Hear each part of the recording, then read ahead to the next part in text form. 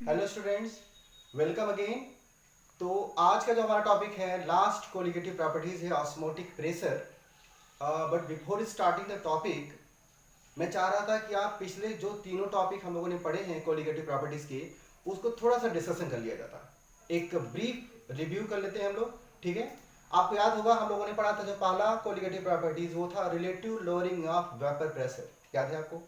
दूसरा हमने पढ़ा एलिवेशन ऑफ बॉइलिंग पॉइंट, और तीसरा पढ़ा हम लोगों ने डिप्रेशन इन फ्रीजिंग पॉइंट, है ना। अब मैं थोड़ा वन बाई वन आता हूं कि जब हम लोगों ने पढ़ा relative lowering of vapour pressure, तो हम लोगों ने कहा कि वेपर प्रेशर घट जाता है बिकॉज हम लोग नॉन वोलेटाइल सल्यूट ऐड करते हैं। और जो वेपर प्रेशर घटता है, जो उसका रेशियो है, मतलब कि relative lowering of vapour pressure, हमने कहा कि वो मोल फ्रैक्शन ऑफ सल्यूट के इक्वल होता है। सल्यूट का जितना ज्यादा मोल फ्रैक्शन होगा, वेपर प्रेशर उतना ज्यादा घटेगा रिलेटिवली जो प्रीवियस वैल्यू थी, ठीक है। और मोल फ्रैक्शन ऑफ सल्यूट के हेल्प से हम लोग मोलर मास ऑफ सल्यूट निकाल रहे थे। मैं एक बात फिर से क्लियर करूं यहाँ पर कि जितने भी आप कोलिगेटिव प्रॉपर्टीज पढ़ रहे हैं अभी, ये सारे के सारे इस बात पर डिपेंड करते हैं कि सल्यूट एसोसिएट या डिसोसिएट नहीं हो रहा है इन द सोल्यूशन। ध्यान रखेंगे, सल्यूट एसोसिएट या डिसोसिएट नहीं हो रहा, मतलब कि जैसे सल्यूट ऐड करते हैं वैसे ही सल्यूट रहता है। डिसोसिएट एसोसिएट का मतलब कि न तो वो आयंस में अपने टूटता है, न तो दो अलग अलग सल्यूट के पार्टिकल जुड़ करके एक बनते हैं। डिसोसिएशन एसोसिएशन नहीं हो रहा है। क्लियर बात हो रही है। अच्छा, हमने पढ़ा lowering elevation of boiling point. तो अगर आपको relative lowering of vapour pressure clear हो गया था, तो एलिवेशन ऑफ बॉइलिंग पॉइंट उसी कॉन्सेप्ट का आगे का पोर्शन है, आगे का कॉन्सेप्ट है। कैसे? मैंने कहा कि वेपर प्रेशर घट गया, किसका? सॉल्यूशन का। तो अगर सॉल्यूशन का वेपर प्रेशर घटा तो that leads to the elevation of boiling point, क्योंकि बॉइलिंग पॉइंट बॉयल होने के लिए किसी भी लिक्विड का वेपर प्रेशर बाहर के प्रेशर के बराबर होना होता है, और इसलिए एलिवेशन जो है हो गया बिकॉज वेपर प्रेशर घट गया था। उसी तरीके से फ्रीजिंग पॉइंट में डिप्रेशन हो गया। इंपॉर्टेंट बात क्या थी? एलिवेशन ऑफ बॉइलिंग पॉइंट और depression in freezing point both proportional to the molality of the solution. if we have a molality of the solution, we can easily, so elevation or depression both depends upon the molality of the solution. Clear बात हो रही है। So if we have a calculation, if you have a ability to calculate molality of the solution, we can also calculate the elevation and depression of the solution. Clear है। तो हम elevation और depression calculate कर सकते हैं molality निकालने के लिए, निकाल करके, ठीक है। अब थोड़ा सा चौथे कोलिगेटिव प्रॉपर्टी की तरफ आते हैं। काफी इंटरेस्टिंग है। इंटरेस्टिंग इसलिए क्योंकि ये जो टॉपिक है ये बेसिकली हम लोग कहीं पहले पढ़े होते हैं। Osmotic pressure, the fourth one and last colligative property of this chapter, osmotic pressure. So before starting the topic we should recognise the term osmotic या फिर ऑस्मोसिस। प्रेशर से तो क्लियर ही हो रहा है कि प्रेशर का मतलब क्या होता होगा, लेकिन मैं चाह रहा था कि आप पहले ऑस्मोसिस समझ लेते हैं, ठीक है। फिर हम लोग समझते हैं कि ऑस्मोसिस यहाँ क्या कर रहा है, क्योंकि ये टर्म्स हम लोग कहीं ना कहीं क्लास 9th में बायोलॉजी के चैप्टर में पढ़े थे, है ना। तो इससे पहले कि ये केमिस्ट्री में इंट्रोड्यूस हो, हम ऑस्मोसिस और डिफ्यूजन दो वर्ड होते हैं, हम दोनों को इंट्रोड्यूस कर लेते हैं।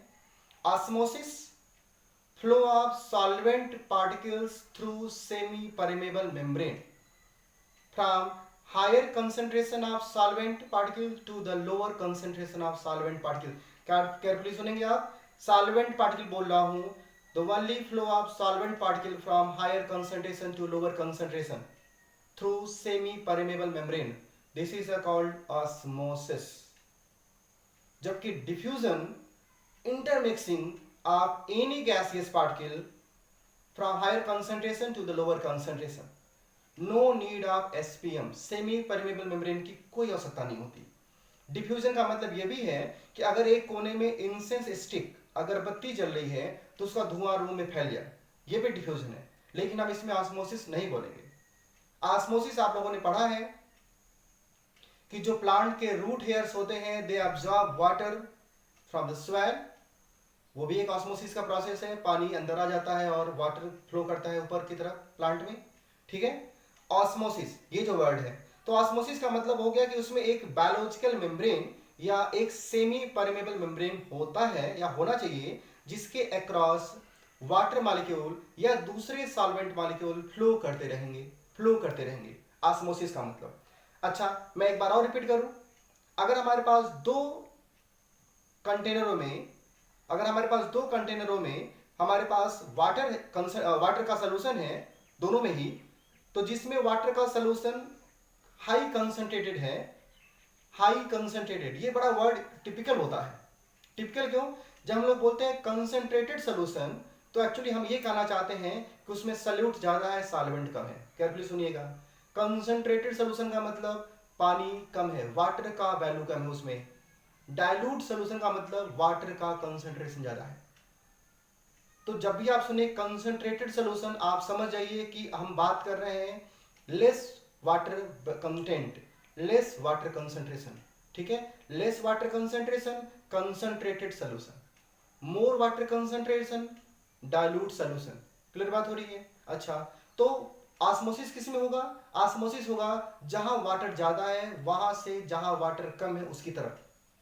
जहां वाटर ज्यादा है मतलब कि डाइल्यूट जो सोल्यूशन है से कहा जाएगा कंसंट्रेटेड सोल्यूशन की तरफ जाएगा। Always the flow of water और flow of any solvent occur from dilute solution to the concentrated solution through semi permeable membrane।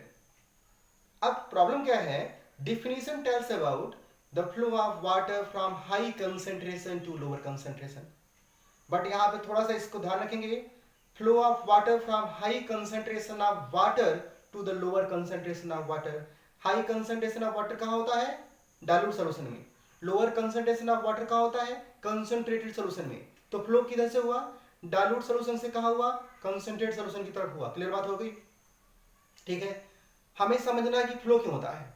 हमें समझना है कि फ्लो क्यों होता है, उसके लिए मैं ले चलूंगा आपको one top the great scientist जिन्होंने इसको डिस्कवर किया, जिन्होंने इसको बताया कि असल में जैसे गैस के पार्टिकल अपने कंटेनर के वॉल पर एक प्रेशर एक्सर्ट करते रहते हैं कंटिन्यूअसली, वैसे ही किसी भी सॉल्यूशन में नॉन वोलेटाइल सॉल्यूट के पार्टिकल कंटिन्यूअसली रैंडमली एक प्रेशर एक्सर्ट करते हैं अपने वॉल पर, कंटेनर के वॉल पर। मतलब अगर हमारे पास अगर कोई सॉल्यूशन है और उसके चारों तरफ जो वॉल है उस पे सॉल्यूट के पार्टिकल कंटिन्यूअसली टकराते रहते हैं। कंटिन्यूअसली टकराएंगे तो क्या एक्सर्ट करेंगे? प्रेशर। वैसे ही प्रेशर जैसे कि गैस के पार्टिकल एक्सर्ट करते हैं। इसका मतलब जो आइडियल गैस इक्वेशन है, आइडियल गैस इक्वेशन रिवाइंड करिए, PV equal to nRT। the same equation can be applied in the case of osmosis also and we have a PV equal to nRT again। बस जो P है pressure, उसकी जगह पे हम पाई use करेंगे, मतलब ऑस्मोटिक प्रेशर। तो ऑस्मोटिक प्रेशर का मतलब क्या हुआ? ऑस्मोटिक प्रेशर का मतलब इन अ सिंपल लाइन, वैसे तो इसका एक प्रॉपर डिफिनेशन है बट मैं चाह रहा था कि एक सिंपल लाइन में इसको समझें कि ऑस्मोटिक प्रेशर का मतलब pressure exerted by solute particles over the wall of the container or wall of the semi permeable membrane। किसी भी सॉल्यूशन में सेमी परमेबल मेम्ब्रेन पर जो सॉल्यूट के पार्टिकल प्रेशर एक्सर्ट करते हैं उसी को बोलते हैं ऑस्मोटिक प्रेशर। अगर साइंटिफिकली इसको बात करें, the minimum pressure required to stop the flow of osmosis is called osmotic pressure. मतलब कि जब किसी भी वाल से, किसी भी सेमी परमेबल मेम्ब्रेन वाल से वाटर का फ्लो होता है या दूसरे सॉल्वेंटों का फ्लो होता है तो उस फ्लो के लिए एक पर्टिकुलर प्रेशर की आवश्यकता पड़ती है।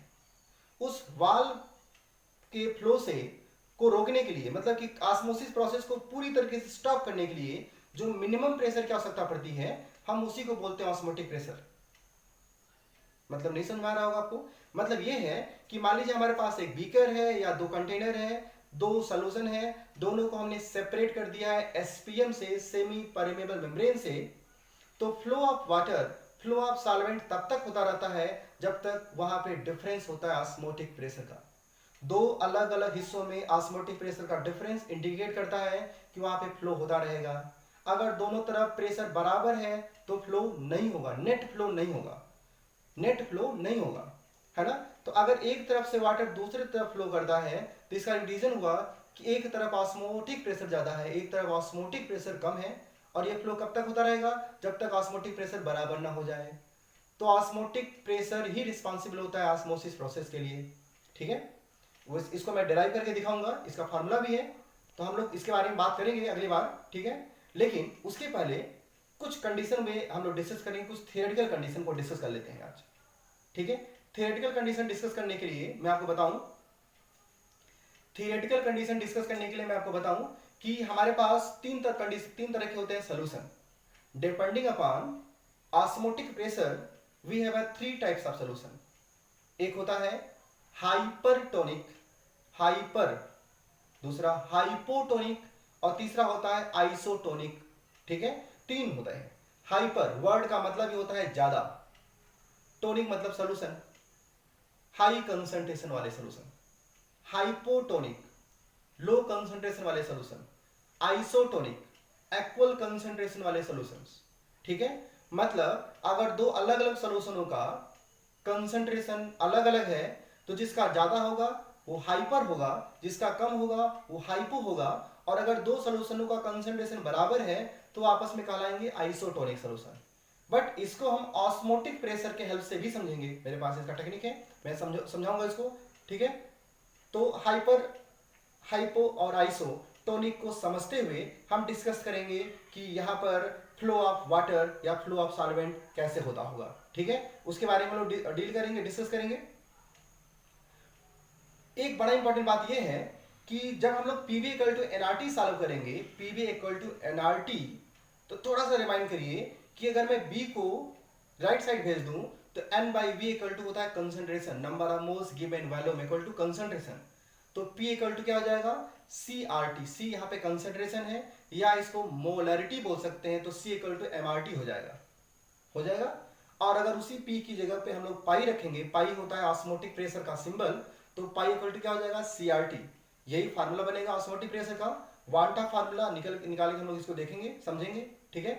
अच्छा, मैं इसलिए ये लेक्चर लाया था कि आप पहले थोड़ा एक ब्रीफ डिस्कशन ऑस्मोटिक के बारे में समझ लें, तीनों बाकी जो आपकी कोलिगेटिव प्रॉपर्टी है उसके बारे में ब्रीफ डिस्कशन समझ लें, उसके न्यूमेरिकल लगा लें।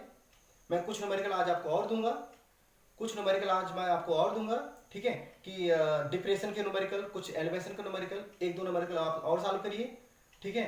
उसके बाद से मैं इसका जो वीडियो है नेक्स्ट वीडियो में लेके आऊंगा कि हम ऑस्मोटिक प्रेशर कैसे निकालते हैं, उसका फार्मूला, उस पर न्यूमेरिकल कैसे लगाते हैं, और उसके बाद से ये चारों कोलिगेटिव प्रॉपर्टी जब सम अप कर लेंगे हम लोग, तो लास्ट में हम लोग देखेंगे कि अगर सॉल्यूट एसोसिएट या डिसोसिएट हो जाता है सॉल्यूशन में तो कोलिगेटिव प्रॉपर्टीज पे क्या असर पड़ता है, मॉलिक्यूलर मास पे क्या असर पड़ता है, और तब लास्ट टॉपिक डिस्कस करेंगे उसके, ठीक है।